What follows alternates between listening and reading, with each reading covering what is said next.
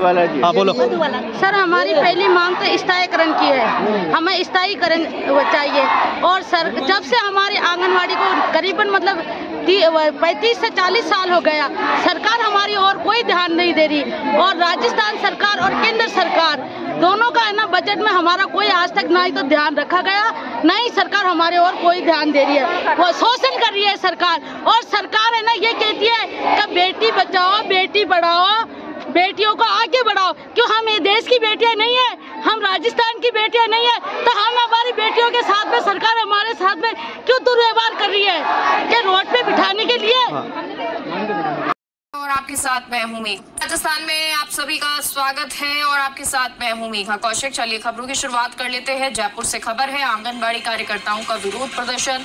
मानदेय बढ़ाने की मांग को लेकर विरोध प्रदर्शन हो रहा। गांधीनगर स्थित आंगनबाड़ी कार्यालय के बाहर धरना प्रदर्शन चल रहा। एकीकृत महासंघ के बैनर तले ये विरोध प्रदर्शन हो रहा है।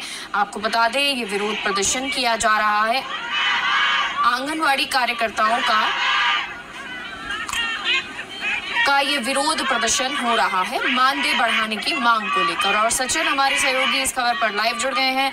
सचिन, क्या कुछ जानकारी, तस्वीरें भी दिखाएं, क्योंकि ये विरोध प्रदर्शन हो रहा है मानदेय बढ़ाने को लेकर, तो ऐसे में कोई बातचीत सरकार से हो पाई है या अभी ये विरोध जारी है? यहाँ पर सरकार से, प्रशासन से कोई पहुंचा है क्या? जी देखिए, बिल्कुल मैं इस वक्त मौजूद हूँ महिला बाल विकास के जो कार्यालय है उसके बाहर हम इस वक्त मौजूद है। गांधीनगर स्थित जो कार्यालय है उसके बाहर में आंगनबाड़ी कार्यकर्ताओं का जो विरोध प्रदर्शन है, धरना प्रदर्शन है, वो चल रहा है। आप तस्वीरें देख सकते हैं, मेरे कैमरा साथी पवन आपको तस्वीरें दिखा रहे हैं। तस्वीरें गांधीनगर की है, जहां पर बड़ी संख्या में जो आंगनबाड़ी कार्यकर्ता है वो एकत्रित हुई है और मांग कर रही है कि उनकी मानदेय जो है वो यहां पर इनका बढ़ाया जाए। एकीकृत महासंघ के जो बैनर है उसके तले यहाँ पर जो प्रदर्शन है वो यहाँ पर किया जा रहा है। और लगभग माने तो 500 जो महिलाएं हैं, आंगनबाड़ी कार्यकर्ताएं हैं, वो इस वक्त गांधीनगर स्थित जो कार्यालय है वो यहाँ पर मौजूद है। साथ ही साथ यहाँ पर पुलिस का जो जाब्ता है वो भी यहाँ पर इनको कंट्रोल करने के लिए लगाया गया है। पुलिस के साथ साथ जो पदाधिकारी है वो भी यहाँ पर पूरी तरीके से मौजूद है।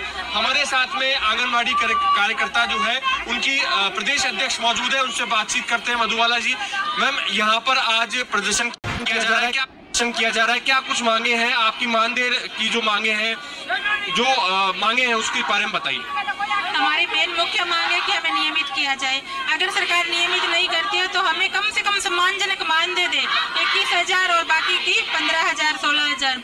24 अक्टूबर 2018 में सुप्रीम कोर्ट ने एक आदेश दिया था कि जो भी मानदेय कर्मी है उनको कम से कम न्यूनतम वेतन 18,000 होना चाहिए। सरकार ने वो नहीं सुना। अभी हमें 28 बजट में बड़ी उम्मीद थी कि सरकार कि जो अभी बजट आया उसमें थोड़ी 2 मिनट रुक तो ये था कि पिछली 2018 में मोदी सरकार ने हमारा 50% मानदेय बढ़ाया था। तो अब की बार हमें बड़ी उम्मीद थी कि कम से कम 50% तो मोदी जी बढ़ाएंगे भारत सरकार, पर अभी तक उन्होंने 1 रुपया नहीं। आपका अभी कितना मानदेय है, कितना आपको मानदेय अभी मिलता है और आप कितना मानदेय चाहते हैं? हमें अभी 9,125 रुपए मिलता है। अभी जो राज्य सरकार ने बढ़ाया है उससे हमें 9,500 रुपए मिलते हैं उन वर्करों को जिनको 10 साल हो गए। 10 साल से कम है उनको 9,500 से भी 69 रुपए कम मिलते हैं। कार्य सहायिका को मिलते हैं 5200 रुपए। यूँ हर किसी अलग अलग कैटेगरी में मिलता है। ग्राम साधनी को 5500 रुपए मिलते हैं। मतलब मानदेय के नाम ऊंट के मुंह में जीरे के समान है। और काम हमें इतना दिया जाता है, पौधारोपण ये करेंगी, सैनिटरी नैपकिन वितरण ये करेगी, वृद्धा पेंशन फार्म भरेंगी, मतदान में इनकी ड्यूटियां लगाएगी। मतलब हमारे मूल उद्देश्य जो थे, जिस उद्देश्य के लिए आंगनबाड़ी वर्कर को लगाया था, उन सारों को क्लोज कर दिया। और जो सेवाएं थी आंगनबाड़ी वर्करों की उनको भी क्लोज कर दिया। नई तो सेवाएं हैं और नए उद्देश्य हैं। मूल उद्देश्यों से हमें देखिए, बिल्कुल जो बजट राजस्थान सरकार और केंद्र सरकार ने जारी किया है उनको जनता तक पहुंचाने का काम जो है वो आंगनबाड़ी कार्यकर्ताओं की ओर से किया जाता है। और भी आंगनबाड़ी कार्यकर्ता यहाँ पर मौजूद है, उनसे भी बातचीत करेंगे। मैडम, आप जनता तक योजनाएं जो है सरकार की वो पहुंचाते हैं, लेकिन जब सुनवाई नहीं होती है तो आपको सड़कों पर उतरना पड़ता है, क्या कहेंगे? बिल्कुल सही बात है सर। हम जब बच्चा माँ के पेट में होता ना 2 महीने से लेके जब बच्चा 5-6 साल का होता है तब तक हम कार्य करते हैं। दूसरा, सरकार को जब हमसे काम करवाना होता ना तब तो सरकार बोलती है कि आप कर्मचारी हो, आपको ये सरकारी काम करना पड़ेगा, आप सरकारी आदमी हो। जब काम हमें सरकारी का करवा रही है तो फिर हमें ना तो निविदा में कर रखा ना संविदा में कर रखा।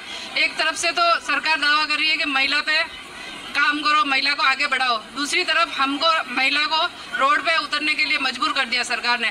हम इतनी दूर से महिला है, छोटे छोटे बच्चे लेके आई, कल 2 बजे से निकली हुई महिला है, भूखी प्यासी रोड पे बैठी है। तो आप देख सकते हो कि मोदी सरकार की ये योजना है कि आपकी सरकार से क्या मांग है, आप सरकार से क्या गुहार लगाना चाहते हैं? हमारी सरकार से मांगे है कि जो सरकारें आती जाती है लेकिन वो वादे तो बहुत सारे करती पर निभाती एक भी नहीं है। इसी सरकार ने चुनाव से पहले एक घोषणा की थी कि अगर हमारी सरकार आती है तो 13,000 रुपये मानदेय कर्मियों को दिया जाएगा, तो वो आज दिन तक इन्होंने कुछ नहीं किया। दूसरी बात, ना समय पे इन महिलाओं को मानदेय मिलता है, ना इनको प्रोत्साहन राशि मिलती है। काम इतने लाद दिए गए हैं कि जो इनके मूल उद्देश्य है वो से तो ये भटक। चलिए, काम बहुत ज्यादा है और मानदेय बढ़ाना था, उम्मीद यही थी, लेकिन वो नहीं बढ़ पाया है और इसीलिए ये प्रदर्शन भी चल रहा है। बहुत बहुत शुक्रिया सचिन इन तस्वीरों के लिए और इस बातचीत के लिए भी। और चलिए